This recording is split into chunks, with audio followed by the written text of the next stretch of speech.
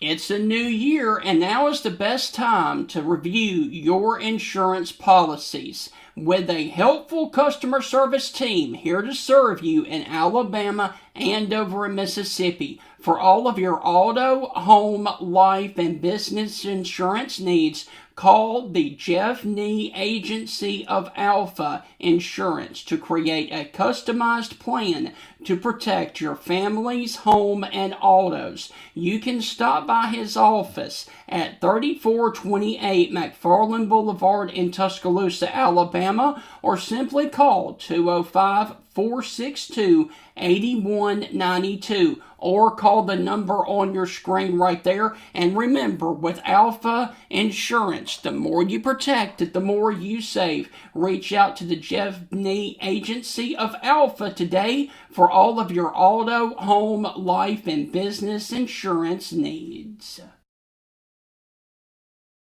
Ladies and gentlemen, Bill Ferguson of South's Finest Meats, the official sponsor of the Stingray Show, has a message for you. Everything we do here is fresh and custom made, custom to order. I tell people when they come in, if you don't see what you like, ask somebody. We've got the capability to process it, make it. If you want a different blend of hamburger meat, we'll do your brisket blend. We'll do your chuck blend. We'll do your sirloin blend. We do all that right here. We are a butcher shop. That's what we do. So please don't be afraid to ask if you don't see what you like. We can make you any size patty you want. We can make you any amount you want. People call me and say, well, how many patties come in the box? Well, ma'am, how many would you like in a box? You want 12, we'll put 12. You want 25, we'll put 25. That's just one of the many things that South's Finest Meats has to offer, the official butcher shop of the Stingray Show. It is a Monday. Can you guys believe it? We are already back here to another Monday here on the Stingray Show. And hey, let's have a Monday on this edition of the Stingray Show. Everybody hates Mondays, so we thought we would do a fun little bit of content for you guys to take your mind off the Mondays right here on the Stingray Show. So hey, get your bingo cards ready, because you never know where the topics are going to go on this edition of the Stingray Show. Hi, this is Tim Brando with a reminder. Look out, you're about to feel the buzz of Stingray. This is Stephen Ray, a.k.a. Stingray, coming to you live from Tuscaloosa, Alabama. I'm Heath Hopkins. I'm here in DeSoto County, Mississippi, right outside of Memphis, Tennessee. Mark, I'm going to put you on the spot. Do you feel that responsibility to pay it forward and give some kid a chance coming up in the ranks, kind of like Tony did for you? Why do you think I'm talking to Stingray tonight?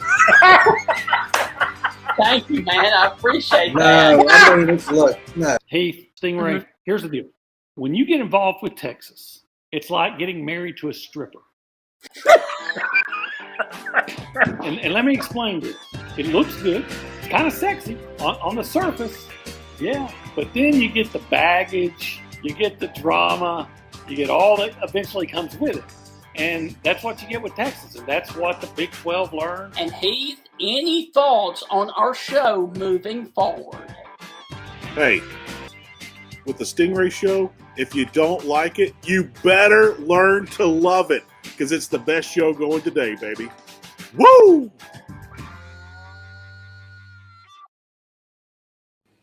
And with that, we want to welcome you inside another Monday and week of the Stingray Show. Heath, happy February. And with that, let me also say we are in the month of the Super Bowl, and our favorite sport besides college football, college baseball, begins.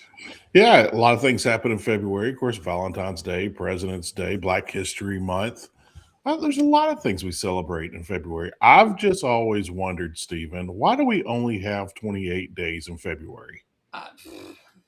You would think like somebody back in the day were like, hey, let's try to make all the days close to 30. If not, we'll make them around 29. This one's going to get 31. This one's going to get 28. Well, why? Well, there's a leap year. All right, so why don't you just make that February 30th and not 29? I know. It doesn't make sense. Yeah. But I'm sure there's a good story behind it. There always is. All right, Heath, are you ready to see the most amazing, exciting thing that I think I have ever seen. And this happened on Friday. Did you happen to see what happened on Friday of last week up in Tennessee? There's a lot of things that happened in Tennessee last week. Hey, I want to give out another thanks to Mayor Glenn Jacobs, aka Kane, Yeah. for being on the show last week. If you missed that show, you should check it out. Great episode. But what are you referring to? I'm going to play this right now for you, and then I want to get your take on it. And we're going to talk over the video because there's no sound on it. Heath! Oh, yeah, Carson Newman game. Yeah, I saw this. Playing baseball in the snow. Yeah, snow delay. Dude, how often do you see that? You see it about once a year, but it's still rare. But those are big flakes, Stephen. Dude, Yeah, Carson Newman, I believe that's Charleston, West Virginia. It is. Going at it. Let's play that again, dude. If I can get it to play again, I'm going to have to reload it. Dude, that was insane. Yeah, that really was. I sent that video to a couple of friends. I think I sent that to you as well. Yeah. But yeah, sent it to Will Colmeyer. He does a lot of play-by-play for ESPN and the SEC Network. Sent it to our friend Chris Phillips and Chris Lee. Chris Phillips of SEC Unfiltered. Chris Lee of Southeastern 16. But that's dude, it is a little insane. And Chris Lee responded to me when I sent it to him yesterday. There's no way they should have started that early. They needed to wait about 2 more weeks and all the snow would have been out of there. I don't know, Stephen. We just got word yesterday. We've got another storm coming. I want to say late next week. Yeah. And I'm telling you, we started hearing rumors about virtual learning. My wife's a school teacher. Yeah. So she kind of gets the heads up. But she started hearing things about virtual learning last week. It hasn't been implemented yet. But I was like, wow, this is like COVID all over again. I know. Except COVID, we had wonderful weather and we all had a lot of fun. And now we just got cabin fever and we're all about to strangle each other. But all because of an ice storm, man. Jeez. Yeah. And you know what, Stephen? I don't make things political. Tell me this, Stephen, because this is one thing I don't understand. I live like 8 miles from the state line of Tennessee. I do not live far from the Tennessee state line. Yeah. And they had their plows and their skids and their equipment and all that. And they cleared I-55, I-240. Yeah. The main arteries, the interstate systems, and they cleared them quick. But the mayors here in Mississippi and the governor here in Mississippi, it just wasn't one mayor, it was multiple mayors. Well, you can't do that. Ice on that concrete will rip up the concrete and tear it up. We can't do it. I'm like, they did it over in West Memphis, Arkansas. Yeah. They've done it in Memphis, Tennessee. Both these cities are in 2 different states. Right. Just within 10, 12 minutes of my house. So why can we not do it here in Mississippi? Because they got the same exact snow and ice we did. Like, I don't understand why you think it's different 8 miles up the road or 10 minutes away, where you're like, nope, we can't do this. I'm sorry, I don't buy that excuse, but I'll tell you that I knew they had pressure on them and everyone was upset. When they did finally get out and work, I believe that was on Saturday, they posted like over a dozen videos. MDOT's out here hard at work, cleaning up your streets. We're happy to get Mississippi moving again. They've been moving for a week in Memphis. Yeah. They've been moving for a week in West Memphis, Arkansas. What are we doing? Sure there's a reason why Mississippi is always laughed at and is the butt of the jokes and is in last place in so many things. That is poor, tremendously poor leadership, and I will remember it when I vote. I'm sure there's some kind of backhand disaster relief fund that they found a loophole in, that if they stay somewhere longer, then that they get a bigger kickback from the government. I'm sure it makes sense to me. Kind of loophole. I don't know if that's the case, but it was terribly, horrifically, and just Terrible planning. Yeah. I'll remember it when it comes time to vote. I will. And speaking of that, Heath, you forgot to mention what today is. Today is Groundhog Day, and unfortunately, Phil the groundhog saw his shadow, which means 6 more weeks of winter.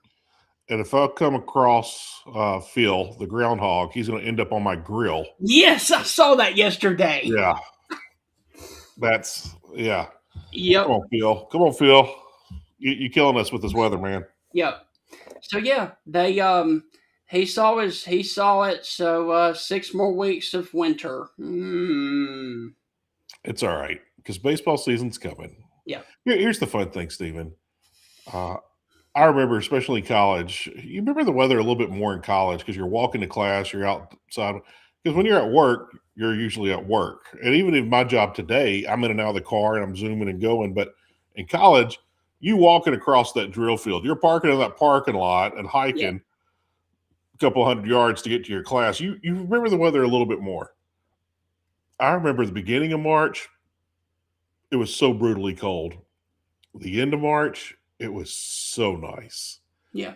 So we're close. We got 6 weeks away from all that. Heath, speaking of baseball,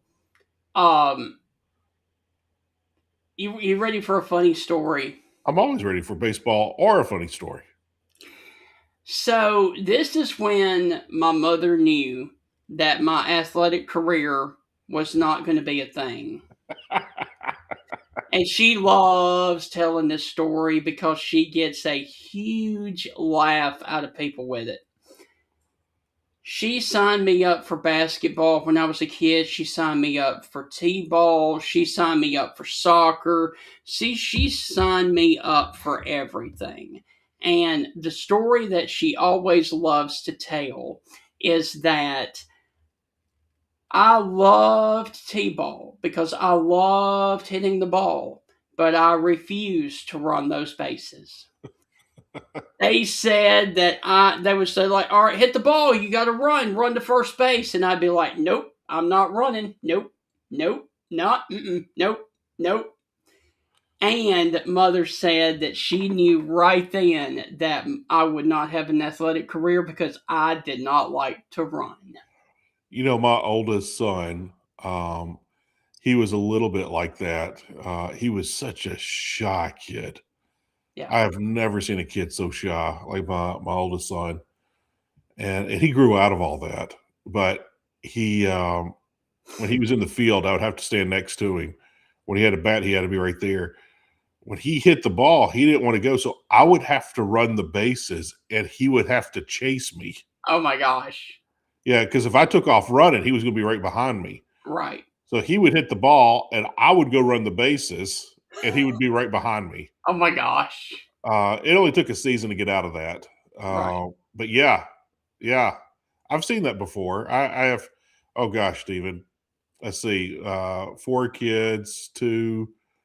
I've coached probably 6 to 8 t-ball teams in my life. Yeah. With all my kids.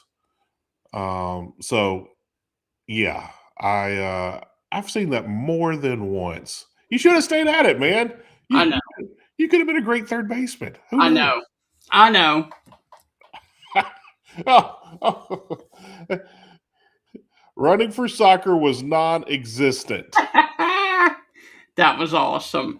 All right. So, Heath, let's get to the National Day of today. And today is February the 2nd. We are going to begin with something that a lot of people love to play, especially in Hawaii and in the Bahamas. Today is National Ukulele Day. Or as Jimmy Buffett used to sing, there's something feminine about a mandolin. But yeah, we're talking about ukuleles right now. Yep. Stephen, I had a guitar. I started playing it about 8th grade. I was never good at it. I never practiced at it either, though. But me and my friends, we came up with a just ridiculous, stupid song called "Ukulele Mama," and yeah, it was worse. Trust me, it sounded like dying cats.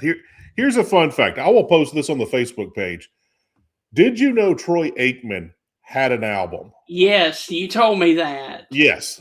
Like I read the book Boys Will Be Boys. Fascinating book. If you need overwhelming shock and awe, like, oh my gosh, read Boys Will Be Boys. It talks about the Dallas Cowboys. I don't even know how they got through a week of practice, much less win any kind of game. And yet this was a dynasty Super Bowl team. That entire thing was way out of control from the beginning.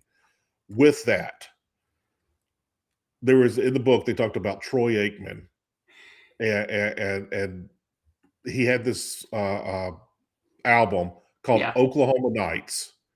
It is on YouTube.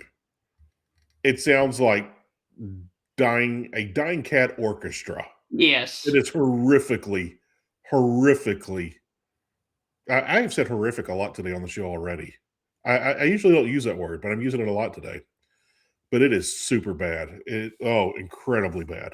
Mm-hmm. I will post Troy Aikman's Oklahoma Nights on our Facebook page so you can take a listen and your eardrums can bleed. It is bad. All right. Heath, food alert. February the 2nd, for whatever reason, is National Tater Tot Day. Nothing wrong with that. I love some tater tots. Steven, when you go to Sonic, man, I haven't been to Sonic in forever. I tried to go the other night because my kids wanted some. Yeah. We could not get up the incline because of the snow and ice. And it's not that big of an incline. Need four-wheel drive, man. Need four-wheel drive. It'd take right care of it. Like, it was terrible. But anyway, do you put anything on your tater tots? No. You don't put chili, you don't put cheese, you don't put bacon, you don't put ranch. If I dip in them, it'll be mayonnaise. Oh. I love mayonnaise, dude. I'm a mayonnaise-aholic. Now, do you like Miracle Whip, Duke's, Blue Plate? I mean, what kind of mayonnaise guy are you? Bama, okay. And then Hellman's. Kraft is too. Kraft is way too oily for me. I don't like Kraft. And Duke is okay, but I like more of a sweet flavored mayonnaise rather than a vinegary. And I've learned something today. Yeah. Wow. Very interesting. Hellman's is good. Bama is really good. And then Kraft is not my favorite. I will eat Kraft in a pinch, but Kraft is not my favorite. Wow. What you got next? All right. We are going to move to the national birthdays of today. And Heath, we have quite a few. All right, let's start. All right, Heath, are you ready to start? I am. I'm completely ready. I had to run to the other room. I'll take care of something. You're fine. Trivia Pursuit. I had to think about it, but Trivia Pursuit. Are you ready? I lost for the first time in years the other night. Oh, no. I lost. Yes, I was not happy. All right. Who was born on February the 2nd of 1947? She is an American actress, and her famous poster is the best-selling pinup poster of all time. 47 would make them 89. Excuse me, 79. No, yeah, 79 years old. I was doing the math in my head. So I'll give you a hint. It's got to be Marilyn Monroe. All right, give me a second. She was in Charlie's Angels. Get out. Is Farrah Fawcett that old? Yes, sir. Annabelle said it. Annabelle just chimed in. Yep. her famous poster is the best-selling poster of all time. She was a part of Charlie's Angels from 76 to 80 as Jill. Wow. Yep. Annabelle, thank you for chiming in. Yes. Stephen, I did not know Uh-huh. that Farrah Fawcett is almost the same age as my mother. Yeah. That wow. I would have never guessed that. All right. Now, Heath, we're going to move past. I'm not going to. Hang on, Stephen, I gotta say something. Okay. About the Farrah Fawcett poster. Got to. Okay. All right. The feathered look back in the late 70s, early 80s, the feathered hair look is still like my all-time favorite look for women. Like hardly anyone does it unless they're doing their hair up big for some photo or Right. but the feathered hair look, I have always loved that look on women. Always have. So if you got an 80s party coming up, ladies, go with the feathered look. Right. It's a winner every time. Now, Heath, I'm not going to make you guess this one because you may or may not know it, but it is big in the state of Alabama. Today is the birthday of Ann Elizabeth Fowler Hodges. Do you have any idea who that is? Ann Hodges? Yes. Who is Ann Hodges? She was born on this day in 1920. She is the only person known to have survived an injury by a meteorite here in the state of Alabama. She was struck by a 12-pound meteorite fragment in Alabama when it crashed through her home and bounced off a large console radio and hit Hodge while she was sleeping on the couch. She was badly bruised on the side of her body.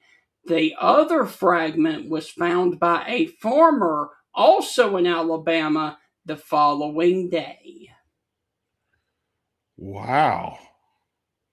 That's that sounds like a beginning of a bad Marvel movie. Did she get superpowers out of it? I don't think so, but I do believe with the trauma of that, it made her mental. Oh, geez. Yeah, it was, but right now at the Alabama Museum of Natural History at the University of Alabama, they actually have that meteorite on display. I'm sorry to Ann Hodges if she is watching, or her friends or family. Right. Why do they have that rock on display? Are they putting it out like, hey, this fallen rock made a woman crazy, made her mental? Like, why is it on display? Because that is the only person to survive in the United States. Yeah, I know, but we don't put like the bullet on display of JFK or anything. Right. I just, wow. Interesting. Yeah. Interesting. All right. Now we'll go back to Trivia Pursuit. Who has been, it's her birthday today, who has been on the cover of over 500 magazines and was the face of CoverGirl for 25 years? Oh, I should know this. First guess is Christy Brinkley. That's it. Yeah. That's it. 1954, American model and actress Christy Brinkley. You know, a couple of years ago, they did Sports Illustrated, the swimsuit issue, did her and her two daughters in swimsuits. And one of those daughters, poor thing, she looks just like Billy Joel. Yeah. She's got her mom's body and she got Billy Joel's face. And I was like, poor child. Poor child. God bless you that you got your mom's body. Sorry that you look just like your father. There's a reason why he wears sunglasses all the time. But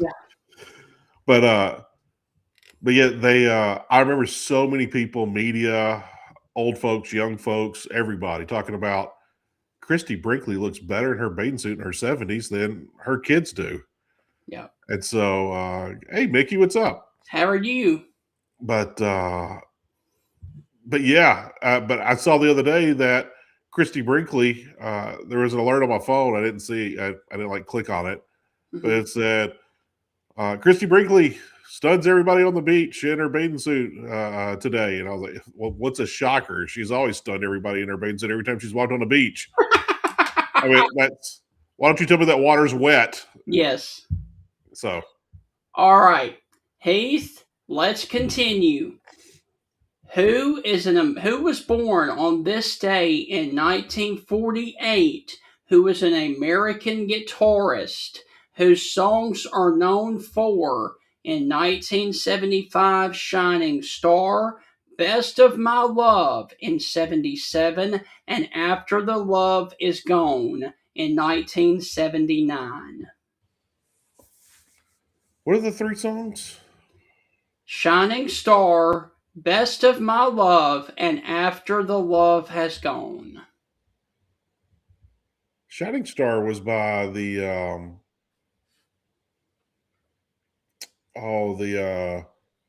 I need multiple choice, the something band. Did they sing oh gosh, Steven, I'm not gonna cheat, I'm not gonna pull up Google. Go on and tell me, because I do know this. Alan McKay, who is an American guitarist with Earth, Wind, and Fire. Yep. I would never have guessed Alan McKay. Yes. I would have guessed Earth, Wind, and Fire after about 12 minutes. So yeah, Kay's on it. Yeah, I remember that. Yep. All right. Those are some good songs, by the way. Now let's go to another one who was born on this day in 1946. All right. Here are the songs that he is known for: Let Your Love Flow, If I Said You Had a Beautiful Body, Would You Hold It Against Me, and Kids of the Baby Boom. Dude, one of my favorite bands of all times, the Everly Brothers. Love those. The Bellamy Brothers. Yes. Love those guys. Absolutely love those guys. If I said you had a beautiful body, would you hold it against me? Right. What a great line. If you're cooped in and you got things to do, like you're cleaning out a closet or something, put the Bellamy Brothers on. Steven, I have looked multiple years and multiple times every year of if they're going to do a concert anywhere close to me. Right. I would love to go see the Bellamy Brothers. I don't even know if they're still alive or not. I want to say a couple of years ago they were doing like 2 or 3 shows one summer, but I want to say it was like Phoenix and somewhere in Texas. Yeah. And I was like, man, I can't make it to Austin. I can't make it to Phoenix. Right. But yeah, the Bellamy Brothers. Yeah. Absolutely love them. Those songs are hilarious. Yeah. They're not politically correct, which also made me like them. But yeah, the Bellamy Brothers. I will actually try to post that. What else I got to post I got to post I need to start making a note. What did we say I was going to post earlier in the show? Oh gosh, what did we talk about? No idea. You got the contents. I know. What was it? Ukulele. Something about the ukulele. Oh, the Troy Aikman song. Yes. I got it here. I'm going to text myself. All Troy right. Aikman and Bellamy Brothers. Wow, never thought those two would come up today. All right, so Howard Bellamy, it is his birthday today. All right, the final song that we will do with a national birthday today. Who is an English singer who was born in 1942? I'll just go ahead and tell you this one because there's no songs listed here. Graham Nash of Crosby, Still, Nash and Young. You know, it was Crosby and Nash, and then it was Crosby, Stills and Nash, and then Crosby, Stills, Nash and Young. Like this is sounding like a law firm. Yes. You know, Stevie, growing up, did y'all have like an attorney that did things on TV? They did commercials on TV, and you're injured in an accident. You know, please give us a call. Here in Memphis, it was Gadney and Keltner, and then it was Gadney, Keltner, and Bienvenue, and it was Gaddy, Keltner, Benvenue, and Montesi. And it just kept on and kept on and kept You know on. what, Heath? Yeah. You know what lawyer and law firm you never hear from anymore? And they used to be as big as Morgan and Morgan. Call Goldberg. And then they had that stupid phone jingle at the end. Did you ever hear that?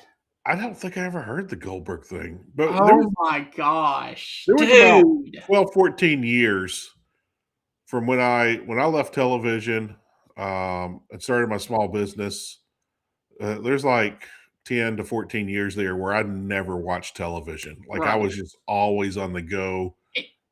It was And, like, yeah. call Goldberg 800-600-6014 or some Wow, look at you spitting out the numbers. some stupid crap like that. I was like, oh my gosh. And it was like on every other commercial would be like, call Goldberg. And like, ugh.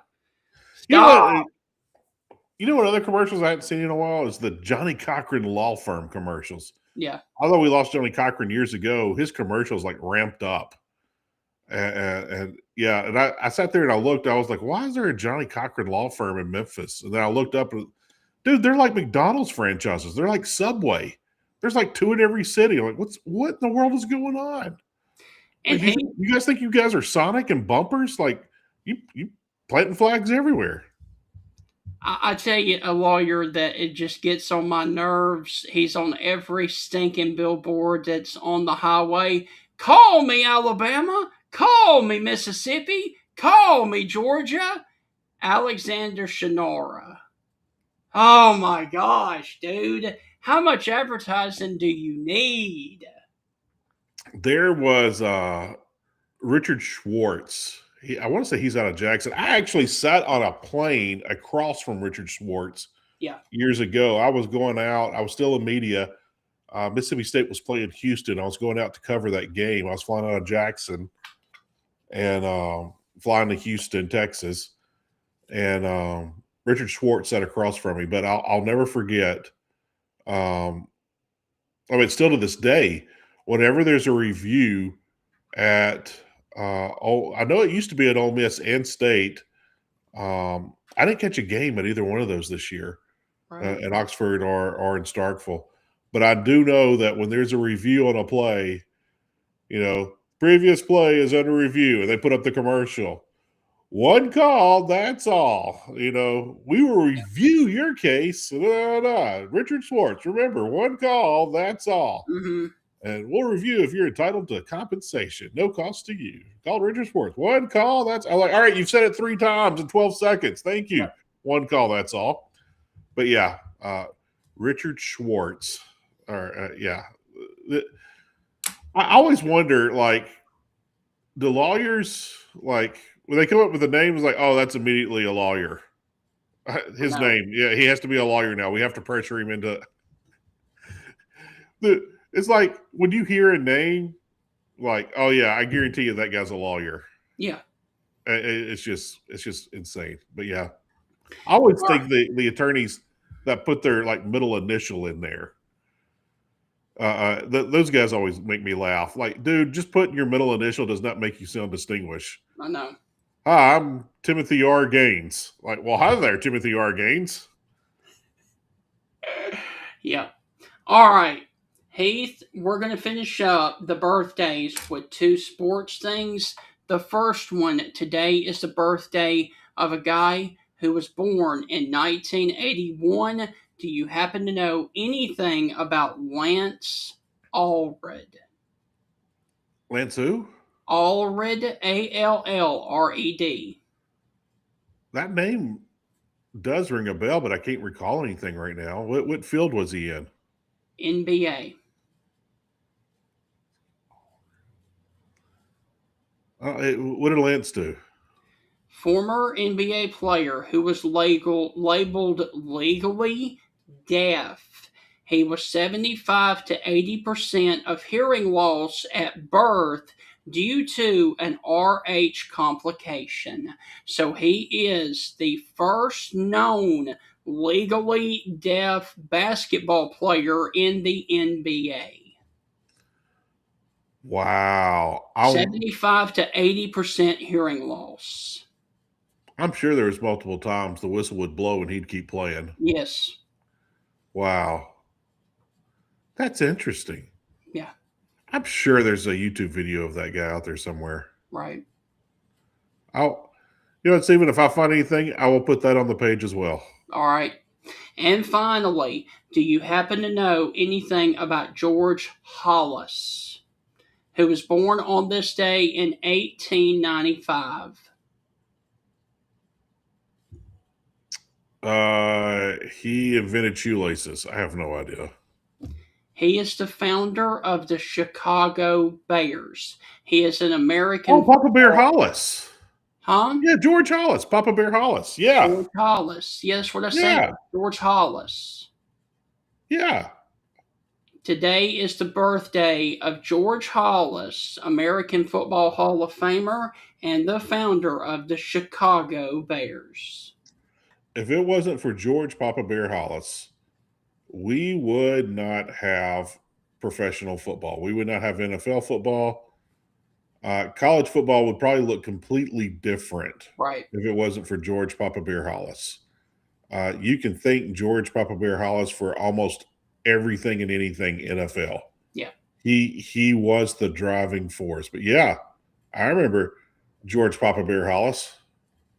All right, Heath, when we go to the deaths of today, do you happen to know American boxer John L. Sullivan? Nope. All right. He died on this day in 1918, and he literally was the first athlete to earn $1 million. Oh, wow. John L. Sullivan, American boxer and heavyweight champion, is the first athlete ever to earn $1 million.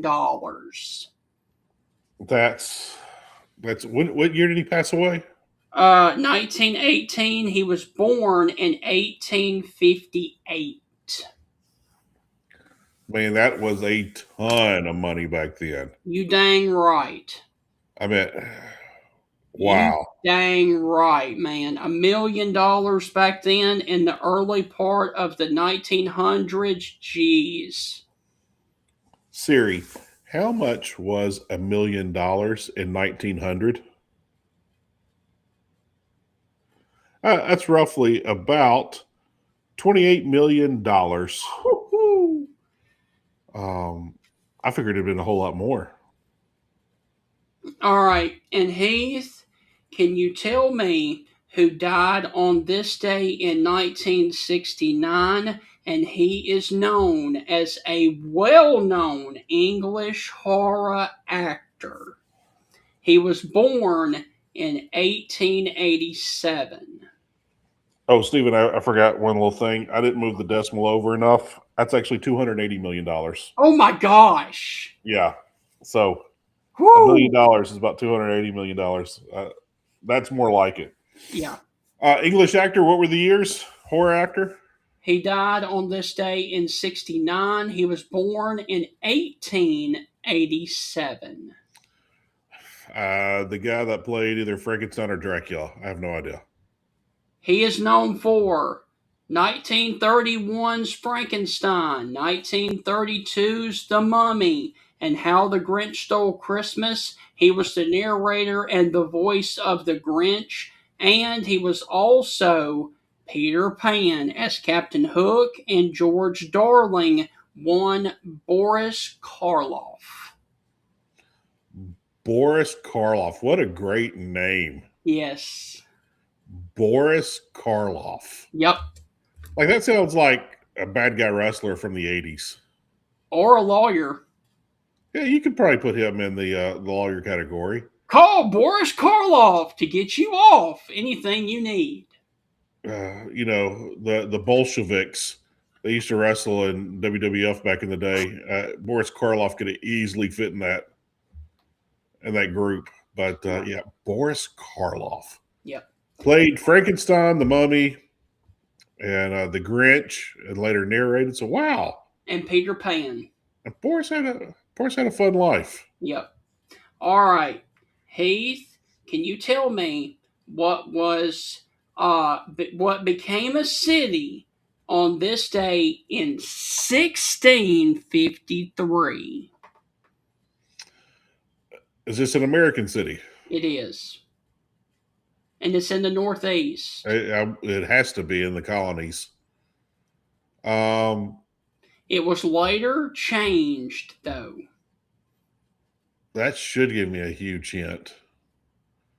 But I will not guess Boardtown, Mississippi, which later became Starkville. I'm not going to guess Boardtown. No. Philadelphia comes to mind first, but you're North. shaking your head no. North. Oh, further north of Philly. We got New York. The British called this city New Amsterdam. It was later renamed to the Big Apple of New York City. Oh, there you go. Now, on February the 2nd of 1653, New Amsterdam becomes a city later renamed New York City. New Amsterdam, New York. Huh. I should know that, but I don't. Right. I should know that. Wow, never. All right. Never. I don't think I've ever heard that, Stephen, and I think I should know that. All Obviously, right. I wasn't listening, which my wife will totally agree I still do today. All right. History for everybody watching. What war ended with the signing of the Treaty of Guadalupe on this day in 1848? Oh, 1840s. Well before the Korean War. Yeah. Well before World War II. This is probably before World War One. Yeah. So the French Revolutionary? The war between Mexico and the U.S. ends with the signing of the Treaty of Guadalupe. The U.S. acquired Texas and the land that would become California, Nevada, Utah, New Mexico, and Arizona. Basically, Mexico gave up 75% of the thing there north of the Red River, north of the Rio Grande, but America had to pay them $15 million for it. Fair enough. Looking at all of that, I'm not making excuses. I'm not downgrading the situation, but Mexico kept all the waterfront property. Yeah. They kept the Baja, which is desert. Yes. But, dude, like Cabo has mountains, desert, and ocean. That's awesome for all three. So, you got Cabo, you got everything along the ocean except for California. You lost California. That's probably the biggest loss. But you know what? A lot of people in America would vote to give it back right now. Yes. That's another story for another show that's not ours. Right. Or it could be on a Monday. I don't know. But, yeah. I'm having fun, everybody. In the comment section, should we give California back to Mexico? You can fill in the blanks in the comments. Yeah. Steven, have you ever been to California? I have. Tosh.0. Oh, yeah, that's right. L.A., Culver City, man. I hear you. And how long did you get to stay out there? 5 days. Got stranded out there, man. Oh, well, that's even better. There's worse places to be stranded. Much worse. And what do you remember about California? It was hot. It was real stagnant out there, and the people were really rude. Oh, interesting. Yeah. Interesting. Yep. I do not want to go back to LA. It was not friendly. So, wow. So what, Tell us about a rude encounter that you had in LA. All right, so I'm checking into the hotel, and they hear the accent, and they're like, "Oh, where are you from?" I said, "We're from Alabama," and they said, "Oh, that place." I said, "Yeah," and they go, "Oh, that place where y'all still have dirt floors. How is this with dirt floors?" And I'm just like, "Whatever, bro. Whatever, bro." That's very uneducated. Yep. I was just like, Wow. wow. And I'll never forget this too. I'll never forget this too. On the day that I was supposed to go on Tosh.0 and record the setting, of course, I had Mississippi State, the shirt on, to do, the thing with Tosh.0. And I got on the elevator to go down to get breakfast that morning and get a cup of coffee. And this guy got on the elevator with me, and he saw my shirt and maroon and white. He saw the M State logo, and he looks at me and he goes, "Hey man, how are the Spartans going to do this year?" He thought it was Michigan State, not Mississippi State. I did not correct him because I said, "Man, the Spartans are going to do just fine." I was just like, wow. That's funny. You know, Yeah. I lived out in California one summer in 1997. Met so many great people. Are there rude people out there? Yeah. And outdoor toilets. I don't want an outdoor toilet. I would love to have one.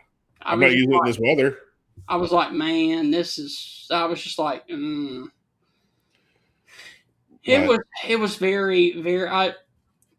I got to be honest with you, and I don't say this lightly, because there were so many issues on that trip.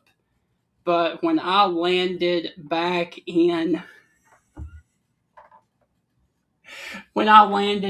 at the airport in Birmingham, I was walking through the Birmingham International Airport saying, "Y'all, y'all, y'all, y'all, y'all."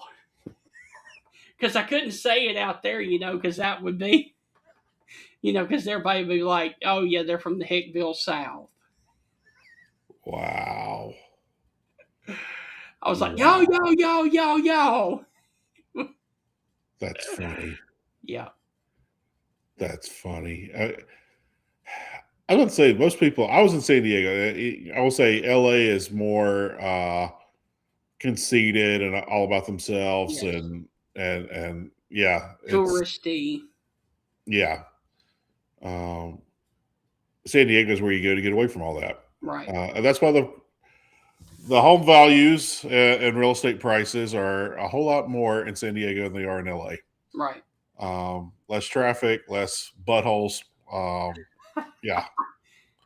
So I kept it family friendly. Yes. But jerks. Yeah. But wow, I'll say this: San Diego had a lot more hippie like people. I tell people all the time when they go to Mission Bay and they go to the boardwalk there in Mission Bay, I was like, it's very California. And they're like, what does that mean?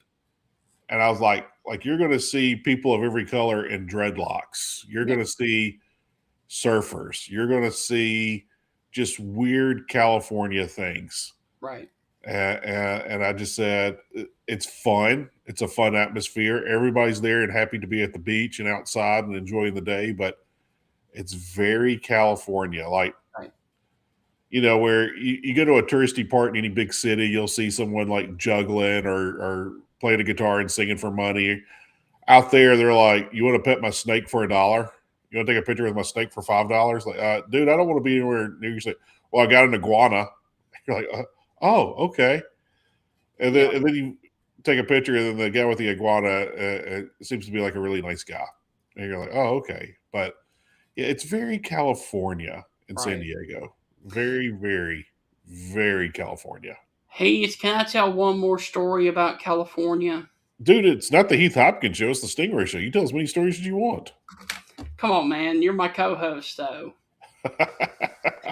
So, oddly enough, believe it or not, Stingray interviews and does the interview portion of the show with Tosh Point oh on September the 11th. Oddly enough, September the 11th of 2017. So Tosh wants to do it at like 9 o'clock or 9:30 that morning, and I get out of there by noon or 1 o'clock, and that is LA time. So I said, well, what am I going to do for the rest of the day? And I said, well, I have never been to the Santa Monica Pier, and I want that's to a go. little dangerous. I want to go to the Santa Monica Pier. So I took a car from Culver City, where they recorded, where their studio was, to Santa Monica, and that was about an hour drive. Everything's an hour away in LA. Yes. No matter where you are in LA, it's an hour away. All right. Here's the deal. Get there. The Santa Monica Pier is blocked off. There's a lot of blocked off things around there. There's a lot of cops on the scene. The one day that I chose to go to the Santa Monica Pier to try to see it, somebody plants a bomb underneath the pier, and they had to shut it down. Oh, jeez.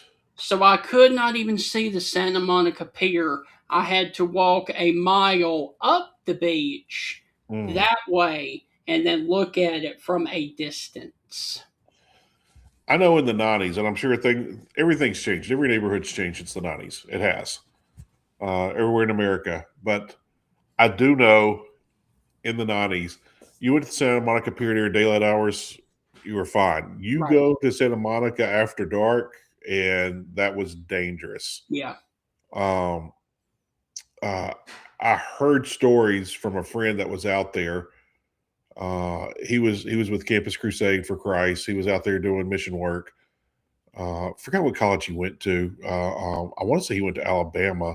Right. He was a friend of a friend. He was an acquaintance, but went to Santa Monica and said that they were out one night. They were close by the pier, and they started getting chased. He's like, dude, I'm not running from these guys. This is stupid. Why would we run from these guys? We've done nothing wrong. And like they beat the tar out of him. Like they roughed him up. He had to go to the emergency room. But wow. Yeah. And I was kind of like, why are we just randomly jumping people? Yeah, but it was a bunch of skaters and, just low life surfers, skaters with nothing to do. They're like, oh, there's people that we don't know or recognize. Let's jump them. Yeah. Yeah. Crazy. Insane. The Santa Monica Pier now could be like the most family friendly place there is. Yeah. So, hey, Times Square used to be a crap hole in the late 90s, early 90s. And Mayor Giuliani, no, we're not doing anything political, don't worry. But said, hey, let's put a Disney store there. Let's put a lot of police presence. Let's get all the adult stores out and strip joints and shake houses and this and that. Right. And now Times Square is a very family-friendly place. Yes. So I'm sure they did the same thing with Santa Monica Pier. Or it could be worse. Who knows? All right, Heath, going back to the National Day of today in the national history, can you tell me what happened on this day in 1892? And this one blew my mind. 1892? 1892. The first engine ran on water. I have no idea. The longest boxing match under modern rules. Did that match happen in Mississippi? Don't know, but it was 77 rounds. I remember. It was in Illinois. Okay, there you go. I do know that boxing changed its rules, and you used to fight until someone got knocked out or quit. And I do know that Mississippi refused to change the rules. I've got a phone call I've got to take. Keep talking for a minute, okay? What? You've never had a phone call. Oh, we should make you take the phone call live on air. That would be more fun. But no, I do remember in Mississippi, when the boxing rules changed, Mississippi's like, we're not changing the rules. So the last boxing match happened, the last, what they used to call real boxing match, where you just fought till someone won. And I want to say it was bare knuckles too. So you fought bare fist, and I can't remember how many rounds it went, but it went for a long time. But they were seeing a lot of injuries. They were seeing a few deaths. And finally, Mississippi caved in and agreed, like, no fight will go longer than 15 rounds. Now you don't even see fights go 15 rounds anymore. They usually stop them at 12. But, yeah. So I wonder what Steven is taking a call about. So feel free to add any comments on that.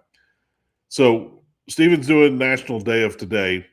I never know what he's going to throw out. Like, we don't pre-script this. He doesn't give me a heads up. He never lets me know what's happening.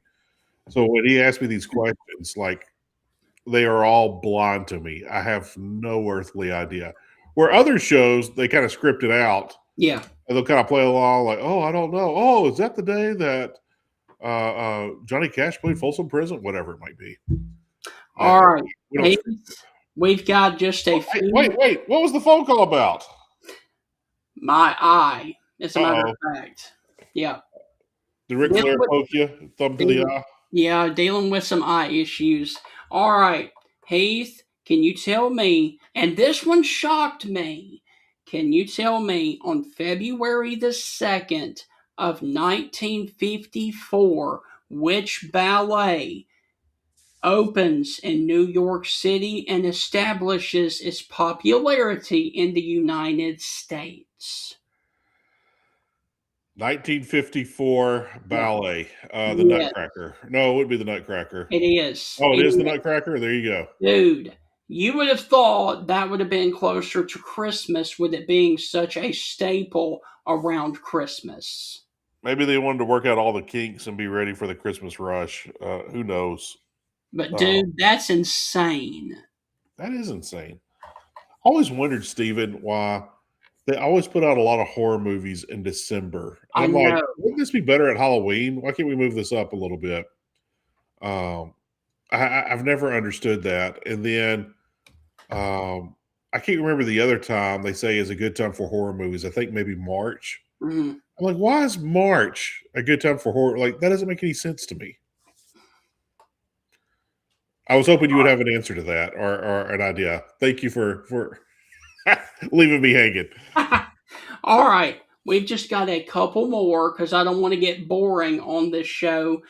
Can you tell me what popular American boys' toy debuted on this day in 1964? And they've made movies about it. I'm going to guess G.I. Joe. Yeah, this is why you don't play me in Trivial Pursuit. Yep. Now, back then, the G.I. Joe dolls were like tall and big and things like that. And then when I was a kid, they were small. I think they make them even smaller now. Yeah. They might make them bigger. I can't remember. But I saw some not too long ago. I was like, wow, they're bringing back G.I. Joe. Get out of here. All right. Can you tell me which player in 1970 becomes the first player to score 3,000 college basketball points? What year? 1970. I think his time is done, but my first guess is Pistol Pete Maravich at LSU. You are correct. There you go. I thought that might be in the 60s. So there you go. There was a girl when I was in San Diego. She was a student at LSU. There were several girls that went to LSU, Dana, Lee, and Alicia.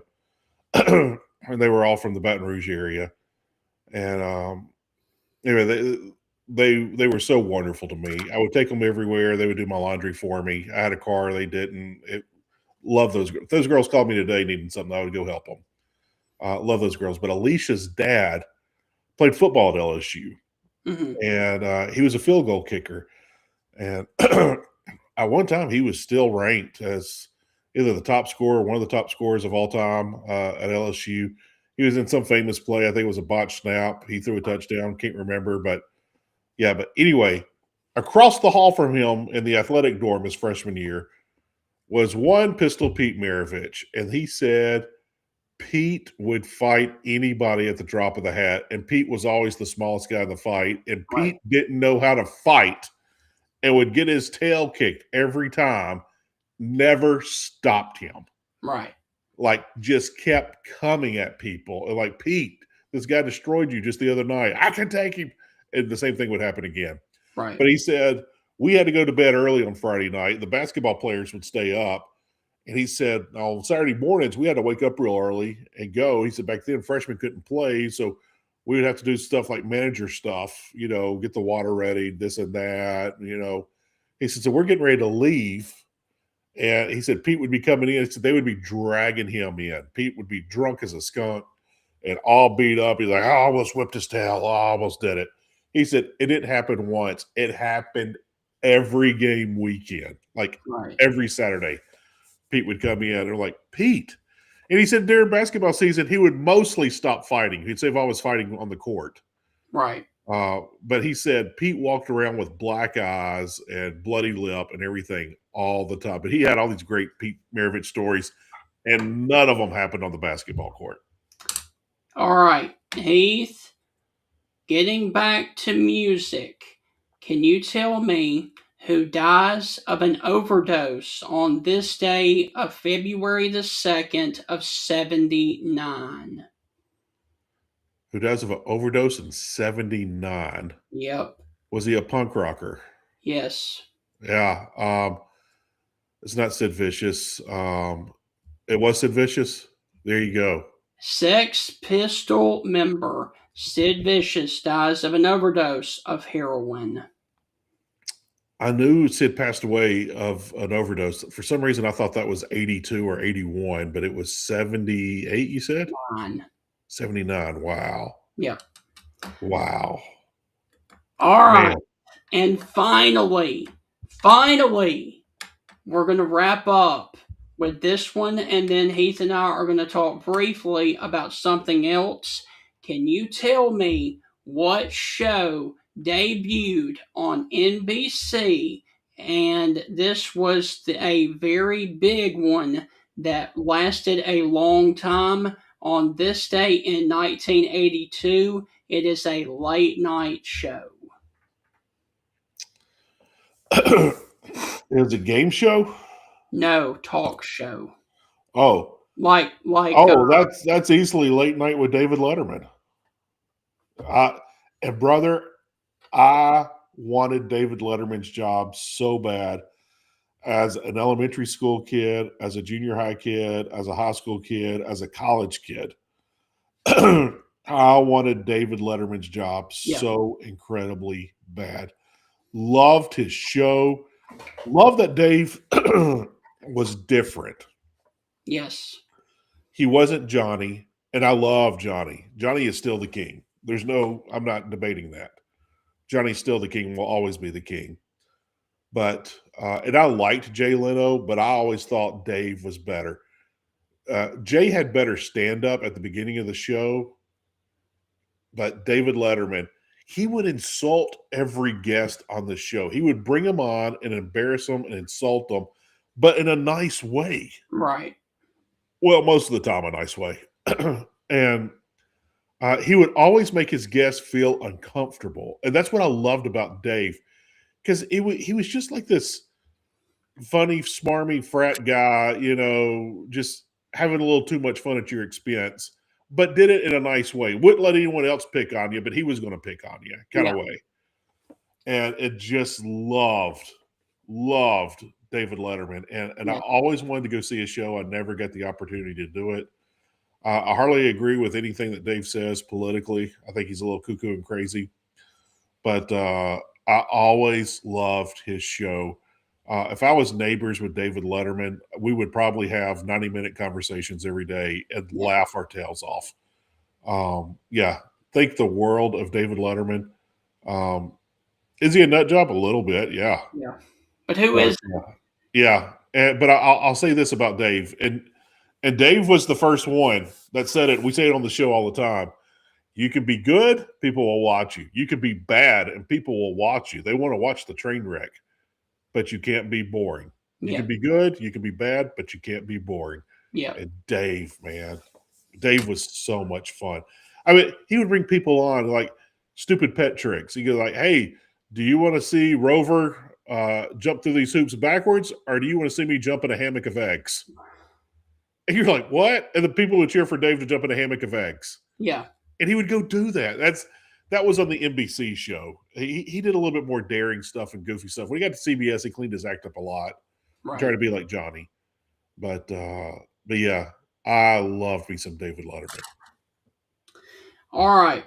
So, Heath, to wrap up the show, there are 3 movies that are major, that were well known, that were released on this day back in history. Can you tell me which comedy that was rated PG-13 was released on February the 2nd, 2001, and it starred George Clooney and John Goodman, and the soundtrack won Grammy Award for Album of the Year in 2001. And guys, in the comments, you guys are able, go ahead and feel free to chime in your thoughts as well. Is that "Oh Brother, How Althar"? Yeah. Oh brother, where art thou? Yeah, February there it is. Yeah. 2001, George Clooney and John Goodman, all about the state of Mississippi. Steven, this is where I get put in jail. I'll get put in the penalty box on the show today. I have never seen that movie, and everyone has told me I have got to watch that movie, and I've just never done it. I don't have an excuse. There's no reason why. I was a brand new reporter working my tail off, trying to work my way up when that movie came out. And yeah, I just did not see. I was working basically 2 full-time jobs at the time at the station. Things went bad in 2001. Right. The economy wasn't that great. And then the terrorist attacks happened, and the economy really went further south. But I remember working. I got hired to work master control and to be a reporter, and then the salesperson left. And so I was running master control in the afternoons, and I was doing like reporting and stuff in the afternoons and evening. And then the sales guy left, and so I started doing sales during the day. So I would wake up and work a sales job, and when it's time when all the office people were going home, I would turn around and do master control, and that. So I was basically working 2 full-time jobs. I was doing anything to work my way up, and I didn't see much of anything, television, Right. movies, anything. But I still have not seen that movie. You would love it. You know what? I'm snowed in. I might do it. I know we got a couple of more movies. Steven, you know what I watched yesterday? Me and my son, he's 15, just turned 15, and plays a lot of football. And he said, Dad, let's watch a football game. And I was like, well, I got all these bowl games recorded. Or do you want me to find a game, like a great college football game that happened at one time or another? And you sent me that. And so we watched Texas Tech from 2008. And it was so funny because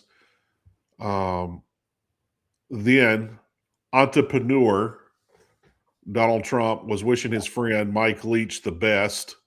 In the game. Yeah, and all the reporters were talking how great Trump was, and everybody was saying all these nice things. And my son looked at me confused. No, don't worry, this is not political. He just said, he's like, people used to like Donald Trump? And I was like, before half the nation liked Donald Trump, everyone used to like Donald Trump. I was like, he had a great show. called The Apprentice, and it was a great show. And I was like, these boxing promoters always wanted to have it at, Trump's casinos or his hotels. And I was like, he made guest appearances on TV shows and in movies. And I was like, everyone used to love Donald Trump until he ran for office. And then half America just decided to stop loving him and went to hate. He's like, why? And I was like, because he chose a side in politics and everybody just wanted to hate on him on that. And so he couldn't believe that, how everyone was talking so nice about him. And I was like, wow. And I was like, yeah, but that was part of it. Yeah. But yeah, that was the great show. The Michael Crabtree had 10 receptions in that game, had that famous catch there at the end of the game where I believe undefeated number 7 Texas Tech beat number 1 Texas with Colt McCoy and Mac Brown. Yes. And and that place was bonker. College Game Day was there that day. Mm-hmm. It was huge. And then although Texas Tech, I believe, moved to number 2 in the poll, they lost the next week. They lost the next week to Oklahoma State. Yep. It still blows my mind. They don't know where that came from. They went 10-2. 10-2 that season, Stephen. Yep. But yeah, blows my mind. But Mike Leach was voted National Coach of the Year that year. So, but yeah, fun times, man. All right, what's our other 2 movies? All right. Can you tell me what war drama was released in 2007 following World War II? And I've never watched this movie, but I've heard amazing things about it. World War II drama. What year did it come out? 2007. Oh, 2007? Is that Pearl Harbor movie? No. That movie was terrible. No. You could disagree with me, but you'd be wrong. That movie was terrible. I've never watched it either. Yeah. Why would you put a romance around war like that, dude? Come on. Yeah. It was a terrible movie. Right. All right, so World War II. Oh, is this Saving Private? No, this isn't Saving Private Ryan. No. That happened in the late 90s, early 2000s. All right, so it's a World War II movie. Yes. And it came out in 2007. And the movie was shot in over 1 month. That's how long it took. I'm drawing a blank on this one, man. Letters to Iwo Jima. Really? I didn't see that one either. I heard that was phenomenal. I know it won a ton at the of awards, Grammys, and all that. I did not see that movie. All right, and Heath, you're talking about horror movies. This one is the last great horror movie that I watched. I got to see it in theaters February the 2nd of 2018, and Helen Mirren is the star in the movie. Man, I don't know nothing about no Helen Mirren. 2018? I have no idea. Dude, I have no idea. You'll know it when I say this. Winchester, the house that ghosts built. It centers on the firearm Harris, who believes she is haunted by the souls of those who lost their lives to the repeated rifles that was produced by her family's company. I actually have seen this movie. My wife wanted to watch it one night. I watched it. I thought it was okay. I didn't think it was bad. I just thought it was okay. But I will say the Winchester House, which you can go and tour, I believe it's out in California. Yep. The widow of whatever, I can't remember his name. I'm gonna make it up. Joe Winchester, Frank Winchester. I can't remember the guy's name. Yes. But the guy that started Winchester, the firearm company, she believed if someone got killed by a Winchester gun, that the ghost would come there and haunt them at their house in California. Correct. And this is why I think, and I make the statement, California is the land of fruits and nuts. But that's another story. But she just built onto this house and she kept building on, and she would build Yes. stairways that go to nothing. She would build random hallways. She kept building and building because she thought that ghost hated construction sounds, like hammering and sawing. And she thought they would hate the sounds and they would leave the house and wouldn't come around. So she just had construction done on the house at all times. Like they would build a room and she would tell them to tear it down and redo it. Right. And they would rebuild it the exact same way. And then she would tell them again, tear it down and redo it. And just did it over and over and over because she thought the sounds of the hammers and saws and demo and everything else Yes. kept the ghost away. All right. It seems like logic to me. Yeah. All right. And Heath, finally, did you happen to see the Royal Rumble Saturday night? I have not watched a Royal Rumble in a couple of years. I watched it. I got to watch it. There were some major flaws in that one. Oh, dear goodness. I'll say this. You know where I'm going to go with this when I say they're the lamest wrestler ever. There are two guys that I think are just completely lame in wrestling. And you know one of them. You know where I'm going. RKO. Yeah, I think Randy Orton is the lamest wrestler ever. Yeah. I think his gimmick and everything is so lame, and he getting on the mat and slapping the mat like, dude, you are so lame. You're not cheeseball. You're lame. Right. Like I've always thought Randy Orton was so overrated, and I still think that. But I will say the RKO out of nowhere Vines back in the day were absolutely hilarious. Like once a year, every other year, I'll sit down and watch those and just laugh my tail off because they do make me laugh. Right. But anyway, the other guy that I think is lame is Logan Paul.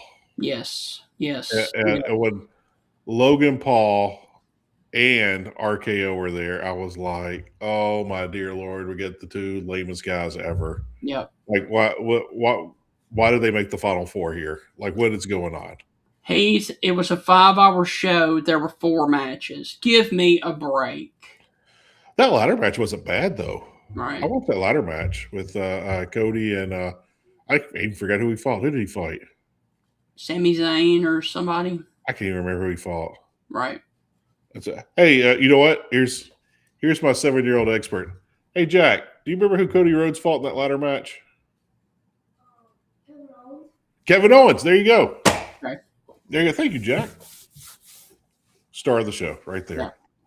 Hey, I mean, even in the Royal Rumble, the actual Rumble, did you see the biggest flop?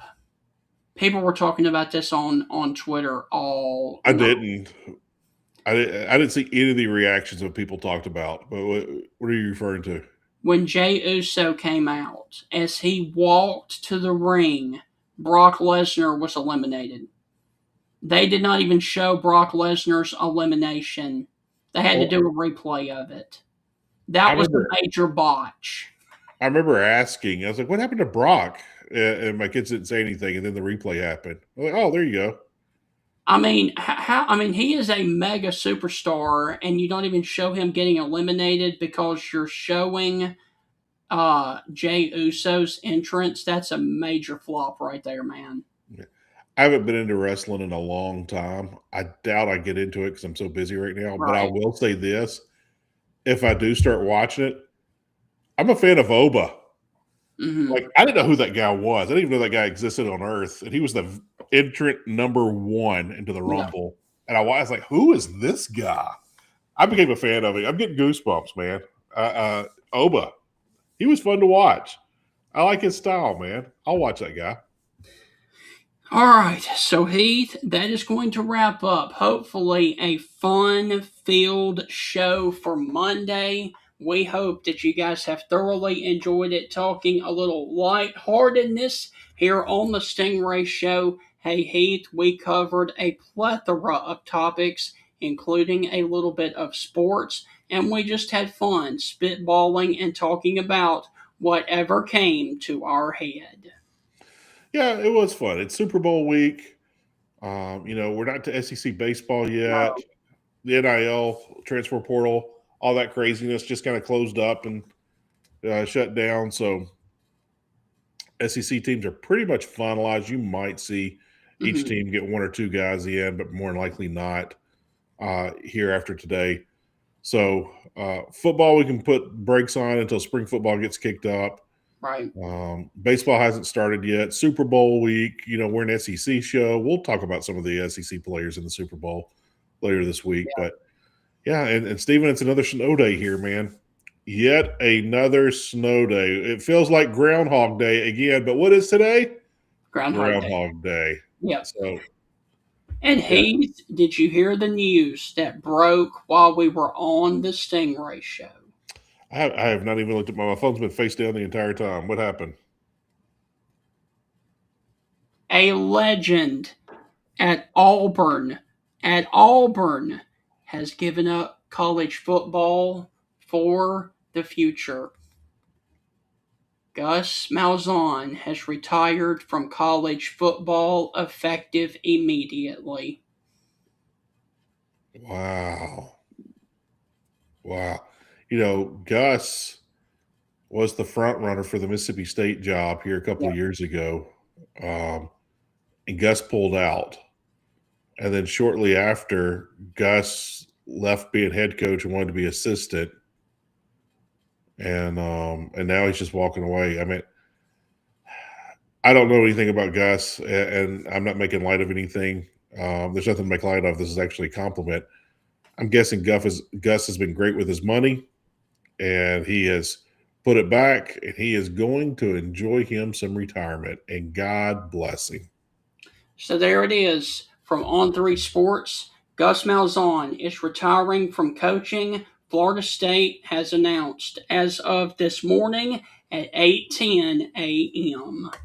Stephen, I'll say this, man. I remember when Tom Landry got let go of the Dallas Cowboys, like people freaked out about that. Especially everyone in Texas freaked out. Like, you do not fire Tom Landry. He was untouchable. Yeah. Jerry Jones fired him. And a lot of people freaked out about that. And looking back, I understand it and see it. But, when Ricky Henderson played baseball and everyone's like, Ricky has to retire, let Ricky decide that. That's not your – you don't have a say-so in that.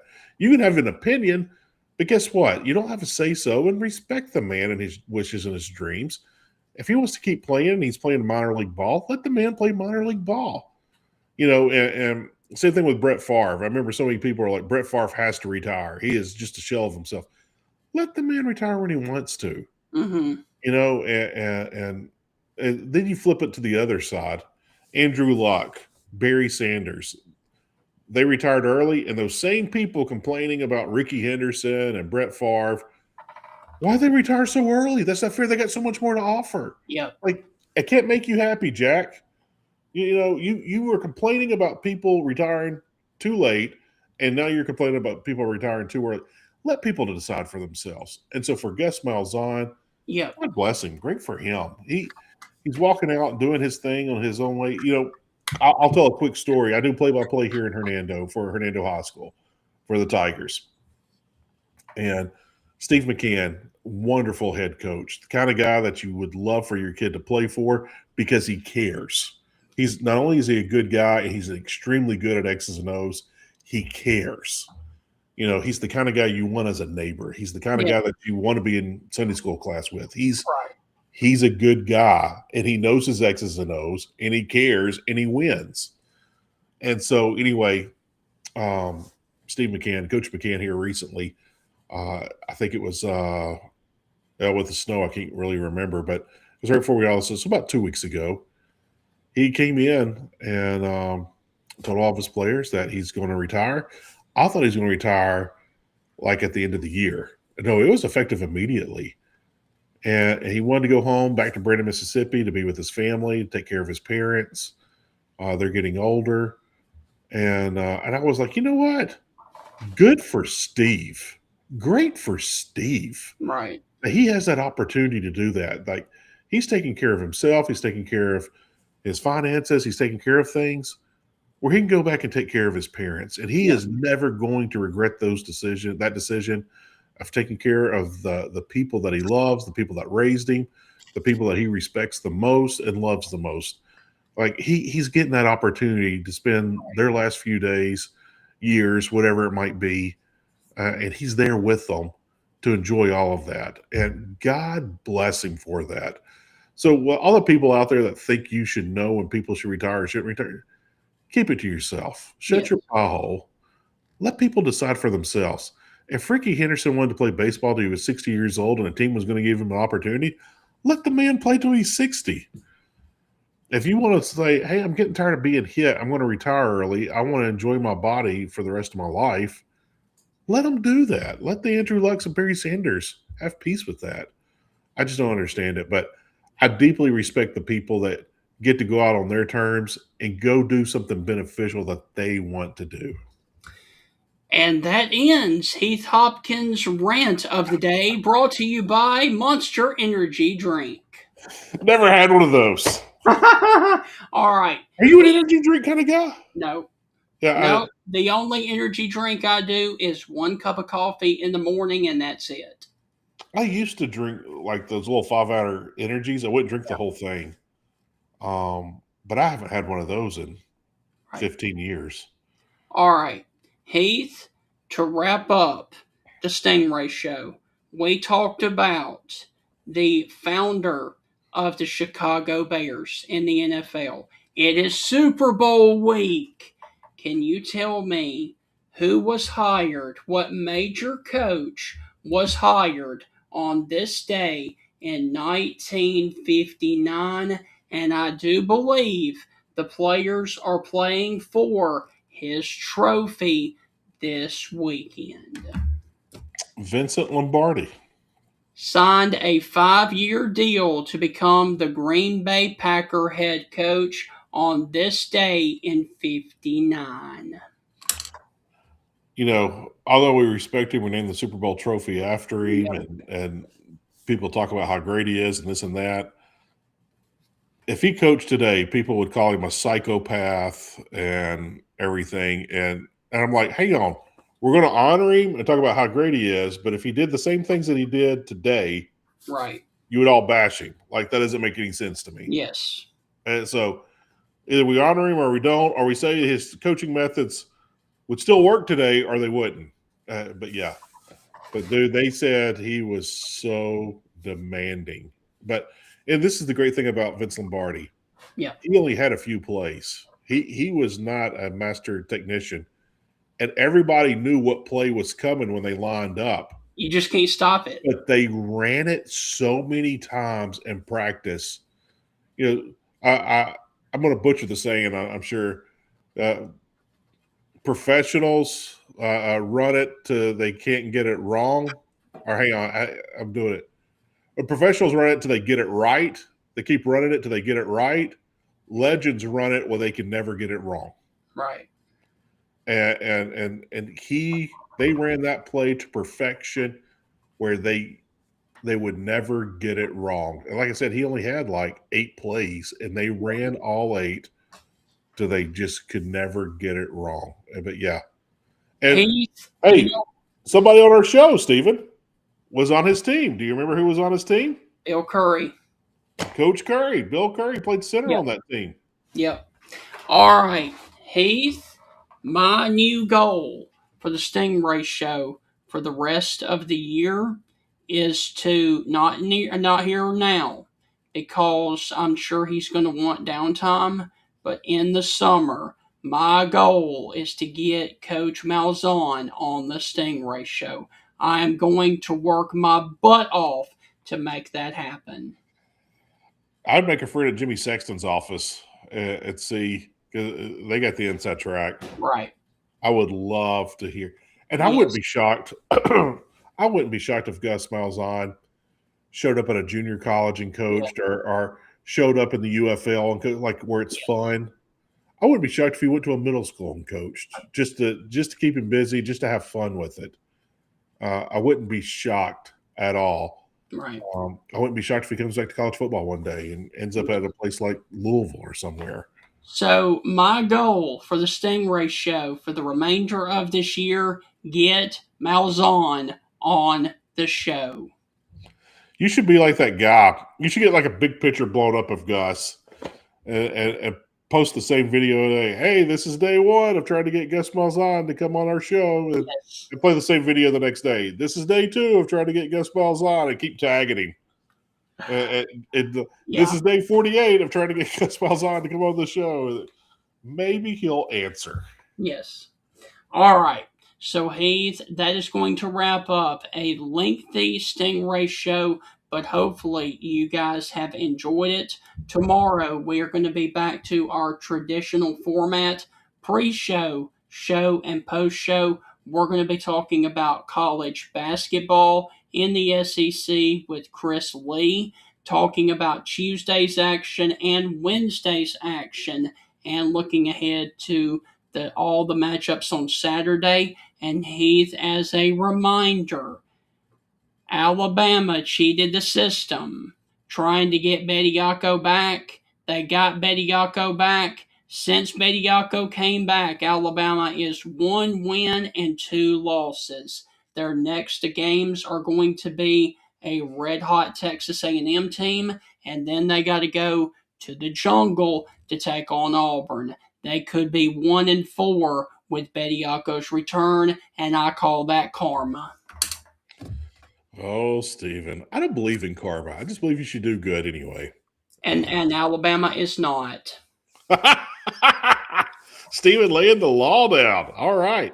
So we'll discuss that in detail tomorrow, and we will talk other SEC basketball as well, and even get Chris Lee's prediction on the Super Bowl. That is going to be Seattle versus New England. And Heath, I don't know if you saw this, but Seattle, the football team, is up for sale after this Super Bowl run.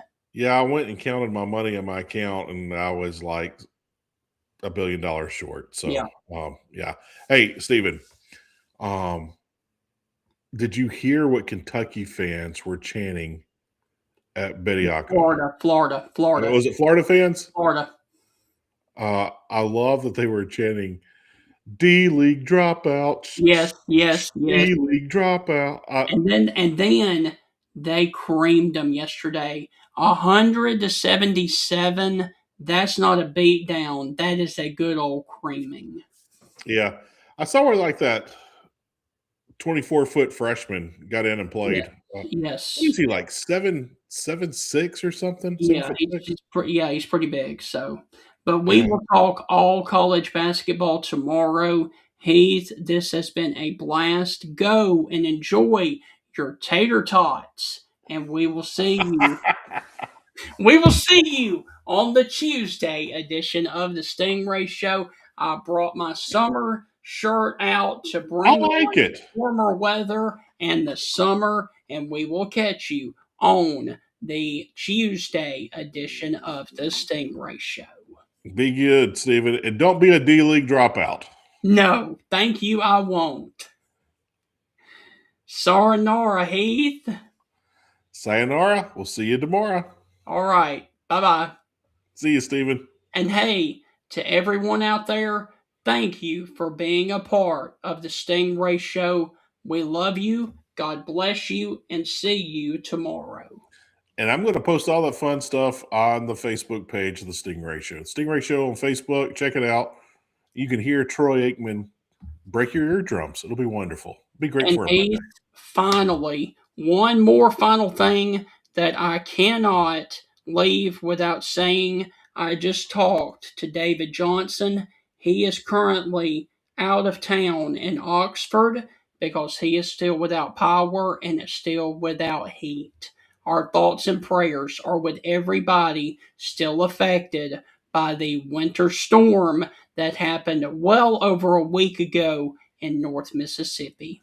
And Stephen, I'm not wishing any bad luck because I'm looking out my front window right now. My entire front yard is still completely covered. My street is still 100% completely covered. Down by the stop sign, you can see a little bit of the pavement where cars are trying to get out of the cove. but we got more snow coming in here shortly. But I will say this: it's supposed to be warm tomorrow. We're supposed to get some rain after that, so hopefully it'll take a lot of this away. But the sad part is, we're like a week or so away from getting some more of the stuff, and my kids have getting a second Christmas vacation. We've been out of school for over a week now. Don't say the snow word again, because we don't know for sure. There's a lot of people. There's a lot of people sharing the model runs and all that stuff, but there's really no telling it until we get within 3 days of a storm. Because if you guys will remember, back when we had this storm looming, everybody had what Oxford was going to get right over Tuscaloosa, and you see how it shifted. So do not bank on anything that you see until we get closer. We'll do. Well, I tell my wife all the time, this is for spring when we're playing baseball and softball. This is fall when I tell my parents we're playing football. Yeah.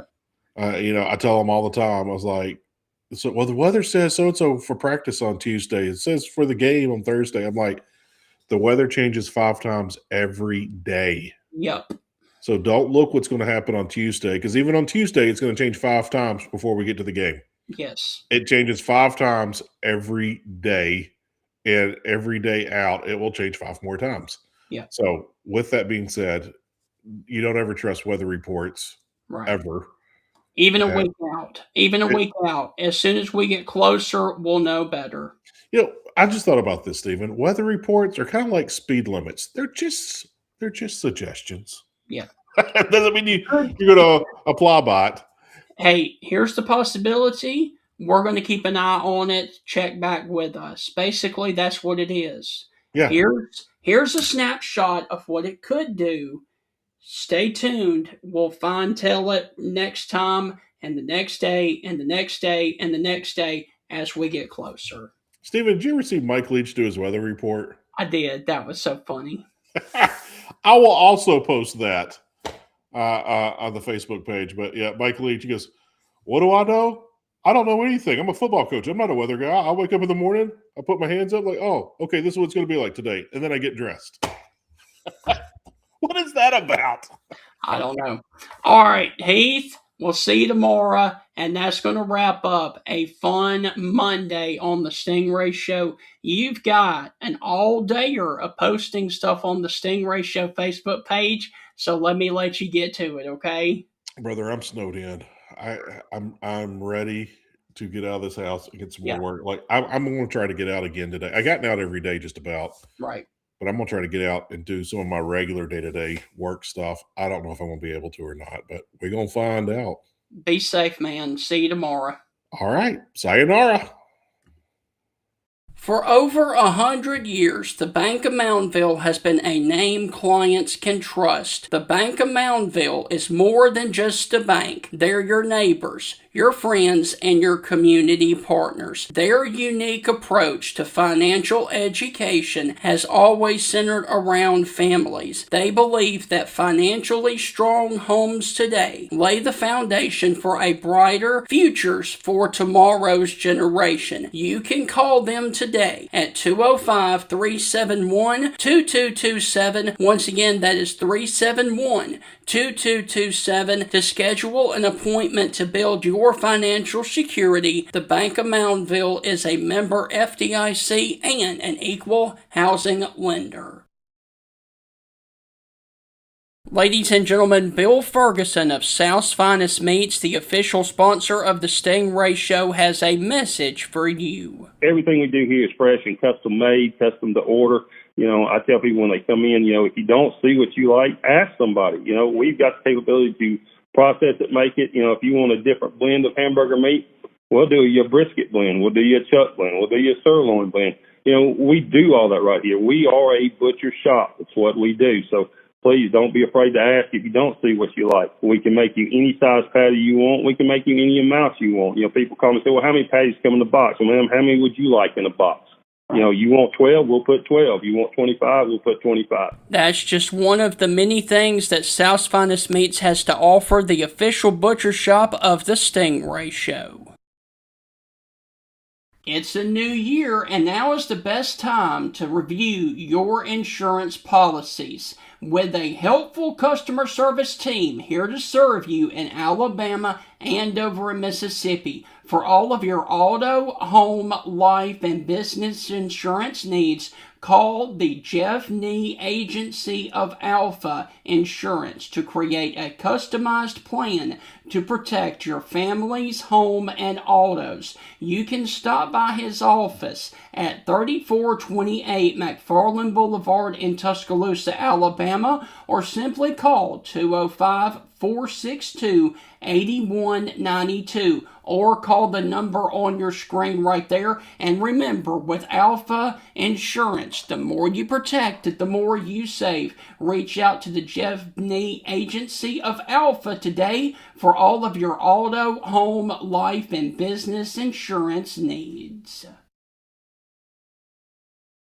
How would you like to live where you love in the state of Alabama? Whether it is you're upsizing, downsizing, retiring at the beach, or relocating for your job, then you are going to want to contact Celeste Hagler, owner of First Class Real Estate South Home Group, with brokers in Tuscaloosa, Orange Beach, and Huntsville. They can help you with the buying, selling, and investment needs throughout the state of Alabama. You can contact Celeste at 205-861-5698. Once again, that is 205-861-5698, and schedule a consultation to discuss your real estate goals anywhere across the state of Alabama.